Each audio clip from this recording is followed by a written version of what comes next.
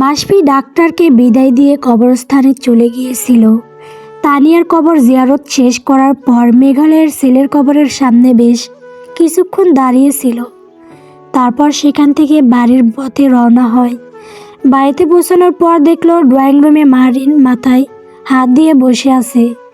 সিতারা বেগম মাহরিনের পাশেই সোফায় বসে আছে। এনায়া বেলি ফুলকে কোলে নিয়ে দাঁড়িয়ে আছে। আলোর এখন কি অবস্থা? জ্ঞান ফিরেছে। মাসফির কণ্ঠস্বর পেয়ে মাথা উঁচু করে তাকালো মাহরিন। মাহরিনের রক্তাক্ত ভেজা চোখ জোড়া দেখে আঁতকে উঠল মাসফি। মাহরিন উঠে এসে মাসফির সামনে দাঁড়িয়ে মাসফির গালে ঠাস করে চড় লাগিয়ে দিল। মাসফি গালে হাত দিয়ে দাঁড়িয়ে বিস্মিত হয়ে তাকিয়ে রইল তার মায়ের দিকে। সিতারা বেগম লজ্জা এইটুকুনো হয়ে গেলেন। কোথাকার জল কোথায় গড়িয়ে যাচ্ছে কে জানে। ইনায়া আতঙ্কিত হয়ে বেলি ফুলকে শক্ত করে বুকের মধ্যে আগড়ে ধরে, কি এমন করেছিস তুই? তানিয়া কেন বাচ্চা পেটে নিয়ে বিষ খেলো? সবার মায়া কাটিয়ে কেন মৃত্যুকে সাদরে সজ্ঞান গ্রহণ করলো? আমার সঙ্গে তুই ভারতে বসে থেকে বাংলাদেশে কি এমন কলকাটি নালি যে তোদের মধ্যে দূরত্ব এতটা হলো? মাসফি অবাক হয়ে তাকিয়ে রইল তার মায়ের দিকে। তার মায়ের কথার মানে বুঝতে পারছে না। ইনায়ার দিকে তাকালো, কিন্তু ইনায়া মাথা নিচু করে ফেলেছে। কি বলছো তুমি এইসব? তানিয়া বিষ খেতে যাবে কেন? ও তো সিঁড়ি থেকে মিথ্যা বলেছে তোর শালি সাহেবা। মৃত্যু যেই কারণেই হোক না, সত্যিটা একবারও জানাতে পারল না আমাদের। আমার বাড়ি না এটা। এই বাড়ি এখন নাট্যমঞ্চ হয়ে গেছে। তোর বাপ মরে গেছে, শান্তিতে আছে। আমাকে রেখে গেছে তার সুপুত্রদের ঝামেলা গাড়ে নিয়ে দিন কাটিয়ে দেওয়ার জন্য। মাসফি ইনায়ার দিকে অসহায় দৃষ্টিতে তাকিয়ে রইল। মাহরিন গিয়ে ইনায়ার কোল থেকে বেলি ফুলকে কোলে তুলে নিল। এমন সময় বাড়ির বাইরে গাড়ি থেমে যাওয়ার শব্দ শোনা গেল। ইতিমধ্যে বাড়ির ভেতরে প্রবেশ করেছে তানিয়ার বাবা মা। ইনার বাবা মাকে দেখে স্বস্তির নিঃশ্বাস ফেলেছে। দৌড়ে গিয়ে তার মাকে একপাশে জড়িয়ে ধরল। মেয়ের গালে এক হাত রেখে তানিয়ার মা বলল, চোখ লাল হয়ে আছে কেন? আরে পাগলি মেয়ে, কান্না করছিস কেন?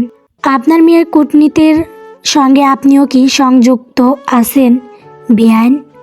মারিনের কথা শুনে তানিয়ার মা সুফিয়া বিস্মিত হয়ে তাকিয়ে রইল। এনায়া মুখে দিকে তাকিয়ে জিজ্ঞেস করলো, বেআইন কি বলছে? ইনায়া চুপ করে রইল। মাসফি সোফায় বসে পড়ল। মাথা ঘুরছে তার। সিতারা বেগমের দিকে মাসফি তাকালো। আন্টি, আপনি তো কিছু বলুন, কি হচ্ছে এখানে? আলো কোথায় আছে? সিতারা বেগম ধীরে সুস্থে সবটা খুলে বলল মাসফিকে। সবটা জানার পর মাসফি ইনার দিকে তাকালো। মাসফির এখন কেমন বোধ করা উচিত? যেই স্ত্রী বেঁচে থাকতে সগানে কখনো স্বামীকে সম্মান দেয়নি, ভালোবাসাকে বারবার অগ্রাহ্য করেছে, আবার সেই স্ত্রীর মৃত্যুর দিন অস্বাভাবিকভাবে তাকে চোখে হারালো, নিজ থেকে ভালোবাসা দিতে চাইল, ঠিক সেদিনই বলা নেই কওয়া নেই তার স্ত্রী মরে গেল। মৃত্যুর কারণ ছিল সিঁড়ি থেকে পড়ে যাওয়া, তারপর হার্ট অ্যাটাক। এতটুকু তো সে জানে, কিন্তু আজ জানতে পারলো তার স্ত্রী সুসাইড করেছে। এখন তার কি করা উচিত? স্ত্রীর বিয়োগের আসল কারণ জানার পর দুঃখ শোক নিয়ে মাতামাতি করা উচিত, নাকি একজন অবালা নিরহ মেয়ের কপালে লাগা কলঙ্কের দাগ মুছে দেওয়ার দায়িত্ব গ্রহণ করা উচিত? তানিয়ার মৃত্যুর কারণ নিয়ে কারচুপির করার পেছনে এনায়ার মোটিভ কি? আলোর সঙ্গে তাকে জড়িয়ে এমন কুরুচিপূর্ণ বিতর্কিত ব্যাপারে নিয়ে এতগুলো মানুষের সামনে আলোকে হেনস্থা করার কারণ কি? ইনায়া দিকে কটমট করে তাকালো মাসফি। সুফিয়া এনায়ার ডান বাহু শক্ত করে চেপে ধরে দাঁতে দাঁত চেপে বলল, তুই আর তোর বোনটা হচ্ছিস হাড় বজ্জাত। কি হয়েছিল বল? নয়তো থাপড়িয়ে গাল লাল করে ফেলবো। বলেও মিথ্যা বলবি না, যা সত্য তাই বলবি, কাউকে ভয় পাওয়ার দরকার নেই। সুফিয়ার বলা শেষের বাক্যে সত্য মিথ্যার মাঝে অবিশ্বাসের সুর মিশেছিল। আপা যখন পোল্যান্ডে ছিল তখন আপার সঙ্গে ফোন কলে কথা হয় আমার। আপা কথার চলে একদিন মাসফি ভাইয়ার সঙ্গে তার বনা না হওয়ার ব্যাপারটা আমাকে জানালো। সমাধানও চাই সে আমার কাছে। আমি অবিবাহিত মানুষ, তাকে কি সমাধান দেব? এরই মাঝে একদিন খবর শুনলাম আপা প্রেগনেন্ট। খবরটা জানার পর সে কি খুশি হলাম আমি। ভাবলাম এবার বুঝি আপা এবং মাসফি ভাইয়ার সংসারটা জমবে। আপাকে আমি বারবার জোর দিয়ে বলতে থাকি, আপা তুমি বাংলাদেশে ফিরে এসো। ভাইয়ার আশেপাশে থাকলে তোমরা দুজনে খুব বেশিক্ষণ রেগে থাকতে পারবে না, না একে অপরের প্রতি। আপা রাজি হলো, বাংলাদেশে ফিরে এলো। আপা দেশে আসার কদিন পর ভাইয়া মাহরিন আন্টিকে নিয়ে ইন্ডিয়ায় চলে গেল। আপা ধীরে ধীরে কেমন জানি হয়ে যাচ্ছিল, জানতে চাইলে বলতে চাইতো না। আপার মলিন মুখখানা দেখলে আমি টের পেতাম আমার আপা ভালো নেই। এতটুকু বলে ইনিয়া দম নিল, মাসফির দিকে তাকিয়ে বলল, আপার মন খারাপের কারণ আপনি খুব ভালো করেই জানতেন ভাইয়া। মাসফি ইনায়ার কথা শুনে বুকটা কেঁপে উঠল। হ্যাঁ কিংবা না শব্দের মাঝামাঝি অবস্থান দাঁড়িয়ে আছে মাসফি। ইনায়ার কাছ থেকে সবটা জানা জরুরি এখন, তারপর না হয় দুই দুয়ে চার মিলিয়ে যাবে। মাহরিন আন্টি এবং মাসফি ভাইয়া দেশে ফেরার খবর শুনে সবচেয়ে খুশি আপা হয়েছিল। গত 5 বছরের নড়বড়ে সংসারটাকে এবার গুছিয়ে রাখার অদম্য আগ্রহ আপাকে ক্ষণে ক্ষণে আনন্দিত করে তুলেছিল। কিন্তু মাসফি ভাইয়া আমার আপার সেই আনন্দ গলা টিপে মেরে ফেলেছিল অজান্তেই। এনায়া কথাগুলো শেষ করলো, মারিনের সামনে তানিয়ার মোবাইলটা বাড়িয়ে দিয়ে বলল, মেসেঞ্জারে চেক করুন আন্টি, সব উত্তর এখানে আছে। মারিন মোবাইল হাতে নিয়ে চেক করলো। আগাগোড়া সব মেসেজ পড়ার পর মারিনের হাত কাঁপছে। মাসফি খুব স্বাভাবিকভাবে বসে আছে, যেন এই ব্যাপারটা সে আগেই থেকেই জানতো। মাহরিন এবার মোবাইল বাড়িয়ে দিল সুফিয়ার সামনে। সুফিয়া মেসেজগুলো পড়লেন, তারপর বিস্ময় ভরা স্বরে মাসফিকে উদ্দেশ্য করে বললেন, এসব কি মাসফি? শেষমেশ পরকিয়া? মাসফি যেন এই প্রশ্নের অপেক্ষায় ছিল। থুতনির ওপর এক হাত রেখে বলল, আপনার মেয়ে ফেক আইডি খুলে আমার সঙ্গে অপরিচিত সে যে প্রেম করতে চেয়েছিল। আমি যখন ভারতে ছিলাম ঠিক তখন এই ঘটনার সূত্রপাত হয়েছিল। তানিয়া ভেবেছিল আমি ওকে চিনতে পারবো না, কিন্তু তানিয়া হয়তো ভুলে গিয়েছিল ওর সেই ফেক আইডি আমার ফ্রেন্ড লিস্টে আগে থেকেই ছিল, এবং নামটাও আমি জানতাম, কারণ বিয়ের আগে আমাদের প্রেমের সময় এই আইডি দিয়ে সে আমাকে পরীক্ষা করত। আমি তার প্রতিটা কথাটা লয়ার তা জানার জন্য। বিয়ের পর আমি তানিয়ার কাজিন ওহির কাছ থেকে ব্যাপারটা জানতে পারি। তানিয়া আইডির নাম বদলে ফেলেছিল ঠিকই, কিন্তু ইউজার নেম বদলাতে পারেনি হয়তো। তাই তানিয়া যেদিন আমাকে প্রথমবার মেসেজ করলো ওই আইডি থেকে, আমি সেদিনই প্রোফাইল চেক করে বুঝতে পারলাম ওটা আর কেউ নয়, আমার সন্দেহবাতিক বউ তানিয়া। সে আমাকে মেসেজে নানানভাবে ইঙ্গিত করে তার সঙ্গে প্রেম করার জন্য। জবাবে আমি বলতাম আমার স্ত্রী আছে, কয়েকদিন পর আমার সন্তান দুনিয়ার মুখ দেখবে। এসব জানার পরও মেসেজ করতো, তাও আমি আপনার সঙ্গে প্রেমে জড়াতে রাজি। আমি হাসতাম ওর মেসেজ দেখলে। আমাকে ফাঁদে ফেলার জন্য তার কি অদ্ভুত আয়োজন। আজকালকার যুগে একটা অচেনা মেয়ে শুধু ছেলের পিক প্রেমে পড়বে কেন? যেখানে ফ্যামিলি স্ট্যাটাস টাকা পয়সা অনেকখানি ম্যাটার করে, সেখানে আমি নিজেকে বিবাহিত মানুষ বলে পরিচয় দিয়েছি, তাও মেনে নিয়েছে, কারণ আমাকে ফাঁদে ফেলতে যে হবে। দিন দিন ওর পাগলামি বাড়তে থাকলো। আমি যদি তানিয়ার সাথে রাতে কল করে কথা বলতে চাইতাম, তখন তানিয়া কল কেটে দিত, ঘুমিয়ে যাওয়ার মিথ্যা বাহানা দেখিয়ে পরক্ষণেই ওর ফেক আইডি দিয়ে আমাকে মেসেজ করত। দিন দিন ওর পাগলামি বাড়তে থাকলো। আমি আর মা ফিরে এলাম বাংলাদেশে। ফিরে আসার পর তানিয়ার ভাবসাব দেখে বুঝতে পারলাম ওর মানসিক পরিবর্তন হয়েছে অনেক। আগের তানিয়া এবং এখনকার তানিয়ার মধ্যে বিস্তর ফারাক। তানিয়ার অপ্রকাশ্য ভালোবাসা প্রকাশ্যে আনার জন্য আমি মুখের ওপর নকল দুঃখ ঝুলিয়ে রাখলাম। তানিয়া তার শেষ চাললো সেদিন মিলাদের দিন দুপুরে আমাকে নিজ হাতে খাইয়ে দেওয়ার মিনিট 15 পর ওর ফেক আইডি থেকে আমাকে মেসেজ করে বলল আমাকে বিয়ে করবেন। আমি ভীষণ মজা পেলাম। ভাবলাম নিজের বিয়ে করা বউয়ের কাছ থেকে সেকেন্ড টাইম প্রপোজাল পেলাম, মন্দ নয়। আমি তানিয়াকে জ্বালানোর জন্য বললাম এতদিন আপনার সাথে কথা বললাম, আপনার সঙ্গে আমার দ্বন্দ্ব চলার মাঝে কখন যে আপনার মায়ে জড়িয়ে গেলাম। আমি আপনাকে বিয়ে করব, আপনার সঙ্গে আমি আজই দেখা করব। আপনি আজ সন্ধ্যায় কুটুম্ব বাড়ি রেস্টুরেন্টে চলে আসবেন তো আপনি? আমি অপেক্ষায় থাকবো। এই একটা মেসেজে আমার জীবনের কাল হয়ে দাঁড়াবে। আমি যদি একবার টের পেতাম তাহলে আমি মজা করার দুঃসাহস দেখাতাম না। আমি তো শুধুই চেয়েছিলাম তানিয়াকে সারপ্রাইজ দিতে, যেই সারপ্রাইজটা হতে তানিয়ার জীবনে অবিস্মরণীয় স্মৃতি। কিন্তু যাকে ঘিরেছিল আমার সব আয়োজন সে যে আমার জীবনের শেষ স্মৃতি হয়ে যাবে আমি কি জানতাম। পাগলিটা আমার ওপর বিশ্বাস হারিয়ে ফেললো, নিজের ভালোবাসার ওপর বিশ্বাস হারিয়ে ফেললো। কথাগুলো বলতে বলতে মাসফির চোখে জল গড়িয়ে পড়ল, উপস্থিত সবার চোখে জল। একটা মস্করা তাদের ওপর যে কতটুকু ভারী পড়ল। সুফিয়া বুক চাপড়ে কাঁদতে শুরু করলেন। এনায়ার চোখে জল মুছে মাসফির উদ্দেশ্যে বলল দুপুরে খাওয়া দাওয়ার পর আমি আর আলো আপার সামনে বসা ছিলাম। আপা আপনাকে নিয়ে আমাদের সঙ্গে গল্প করছিল। এমন সময় আপার মোবাইলে মেসেজ এলো। মেসেজ আসার পর আপনাকে অস্থির দেখাচ্ছিল। আমি জিজ্ঞেস করতে আপা মলিন হেসে জবাব দিয়েছিল পুরুষ মানুষ এক নারীতে আসক্ত হয় না রে। পুরুষকে বাবা হবার অনুভূতি অনুভব করানোর জন্য নারীর মা হয়। মা হবার সে কি মিষ্টি যন্ত্রণা উপভোগ করে, পুরুষ কি সেই মিষ্টি যন্ত্রণা উপভোগ করতে পারে? একজন মা যতটা দেহ ক্ষয় করে সন্তানকে দুনিয়ার মুখ দেখায়, স্যাক্রিফাইস করে, পুরুষরা কি তা পারে? আমি আর আলো আপার কথার মানে বুঝতে পারিনি। একটু পরেই আপা শুধু বলল আমি দোতলা থেকে আসছি। আপা চলে গেল। আপার ঘর থেকে চলে যাওয়ার পর আলো বেরিয়ে গেল।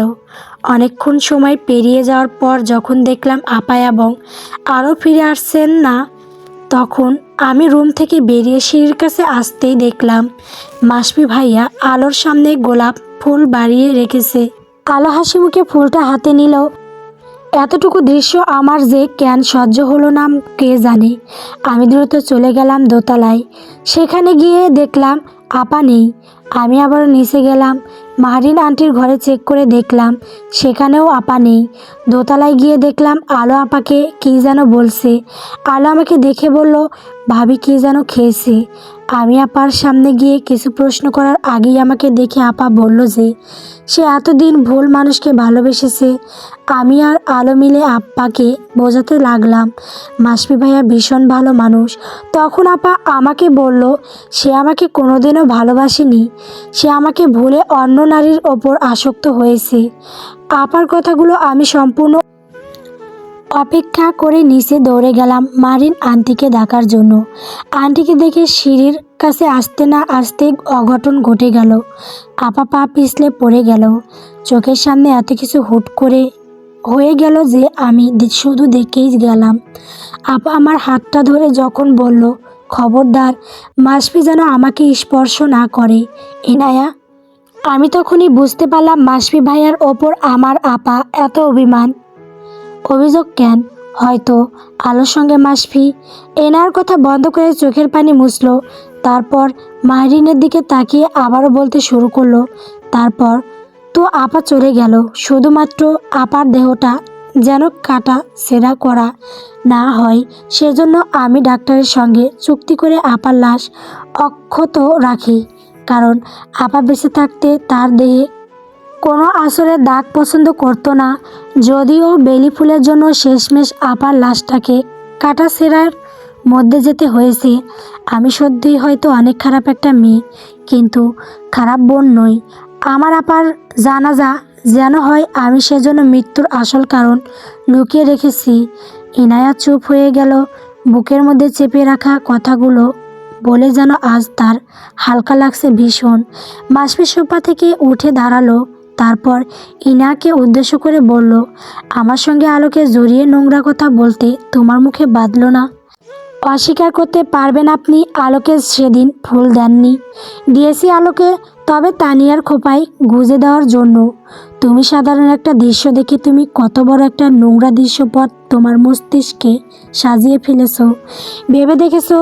এনায়া মাথা নিচু করে ফেলেছে, সেই সঙ্গে মাহরিন দীর্ঘশ্বাস ফেলে বেলি ফুলকে বুকে জড়িয়ে চুপ করে বসে রইল।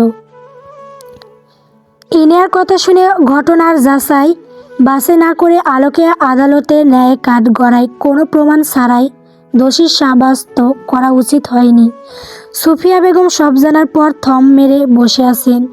মেয়ের মৃত্যুর শোক ভুলে যাওয়ার মতো নয়, কিন্তু গত 1 মাস সে 10 দিনে নিজেকে কিছুটা সামলে উঠেছিলেন, কিন্তু আজ মূল ঘটনা জানার পর হৃদয়ে রক্তক্ষরণ হচ্ছে। মেয়েটা এত জেদি, একরোখা, নিজের প্রতি অবজেক্ট ছিল।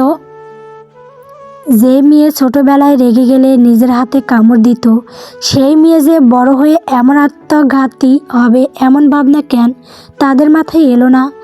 এমন সাজানো গোছানো সংসার, ফুটফুটে একটা বাচ্চা, স্বামীকে রেখে কে আত্মহত্যার পথ বেছে নেয়? আরে পাগল মেয়ে, তোর স্বামী যদি পরকীয়া করে থাকে তাহলে কার সঙ্গে করেছে? তোর সঙ্গেই তো করেছি। সুফিয়া আর ভাবতে পারছে না, মাথায় হাত দিয়ে কাঁদতে কাঁদতে মেঝেতে বসে পড়লেন। মাসফির বুকটা কাঁপছে। সবার সামনে থেকে ধীরে ধীরে সে সরে গেল, নিজের ঘরটায় গিয়ে ঢুকলো, বিছানায় টান হয়ে শুয়ে পড়ল। তারপর চোখ বন্ধ করে রয়ে চোখের কার্নিশ বেয়ে অজরের ধারায় চোখের জল গড়িয়ে বালিশ ভিজে যাচ্ছিল। প্রেম চলাকালীন সময়ে তানিয়া একবার মজারে ছলে বলেছিল, যেদিন শুনবো তুমি আমার না, আমি সেদিন সজ্ঞানে মৃত্যুকে গ্রহণ করব। মাসফি তানিয়ার ডান হাতটা ধরে বুকের বাঁ পাশের ওপর তানিয়ার হাত রেখে সেদিন বলেছিল, এই হৃদয়ে যতদিন রক্ত সঞ্চালন থাকবে ঠিক ততদিন তুমি এই হৃদয়ে থাকবে। এখানে অন্ধকারে হস্তক্ষেপের অবকাশ নেই। মাসফি তো কালের প্রতিক্রমায় ভুলে গিয়েছিল সেই ওয়াদা, সেই স্মৃতি, সেই মুহূর্ত, কিন্তু তানিয়া তো মনে রেখেছিল মৃত্যুর আগ পর্যন্ত। তাকে যদি এতই ভালোবাসতো তবে প্রকাশ করতো না কেন? কেন সে মিশে খেলায় জড়িয়ে গেল? তানিয়া কি একটিবার নিজেকে বোঝাতে পারেনি মাসফি যাকে বিয়ে প্রতিশ্রুতি দিয়েছে আর সে কেউ নয়, সে নিজেই? অভিমান করে বাপের বাড়ি চলে যেত, নয়তো মাসফিকে অন্য উপায়ে শাস্তি দিত, কিন্তু নিজেকে শেষ করে ফেলার মতো নিকৃষ্ট অপরাধ কেন সে করতে গেল? বেঁচে থাকতে ভালোবাসার প্রমাণ যে করেনি, সে কেন মরে গিয়ে ভালোবাসা প্রমাণ করতে চাইল? বেঁচে থেকে প্রমাণ করত সে কতটা মাসফিকে ভালোবাসতো। না, আমি আপনাকে ভালোবাসতে পারিনি। আপনাকে বিয়ে করাটা কি কম অপরাধ মনে করছেন?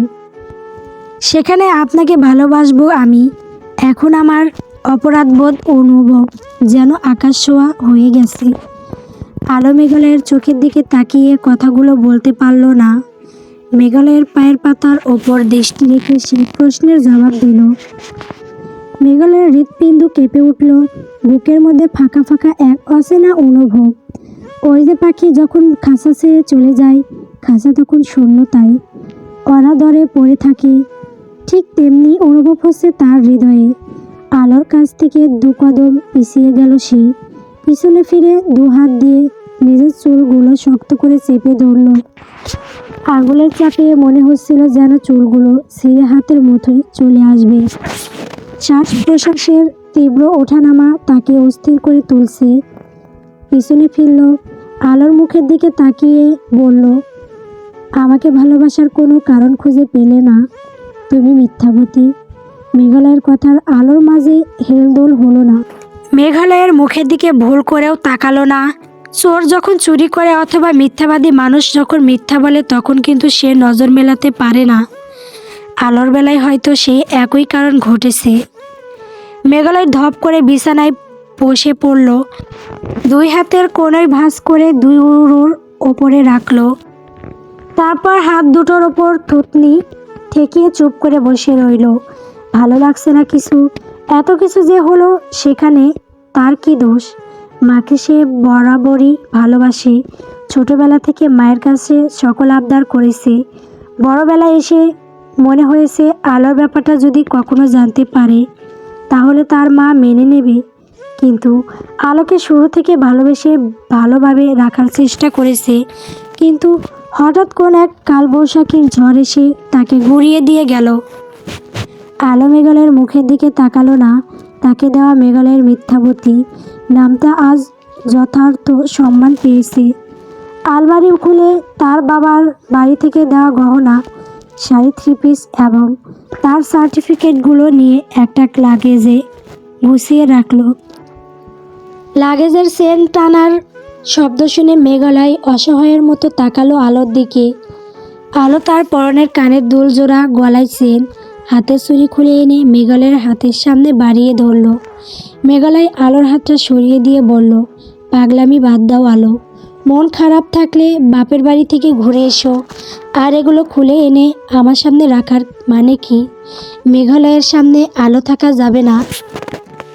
আলোর ভেতরটা কেমন দুমড়ে মুচড়ে যাচ্ছে।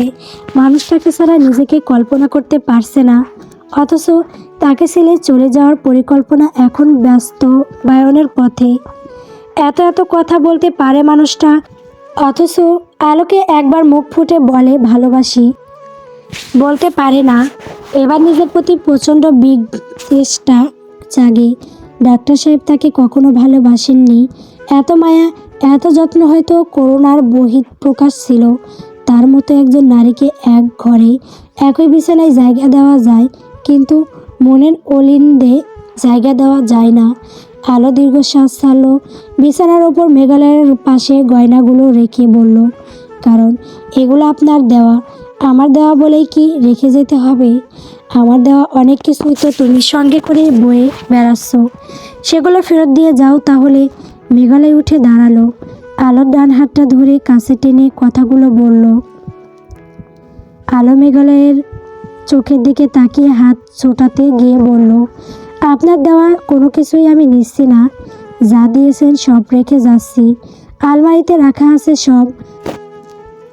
আমার তোমাকে দেওয়া আদরগুলো ফেরত দিয়ে যাও তবে।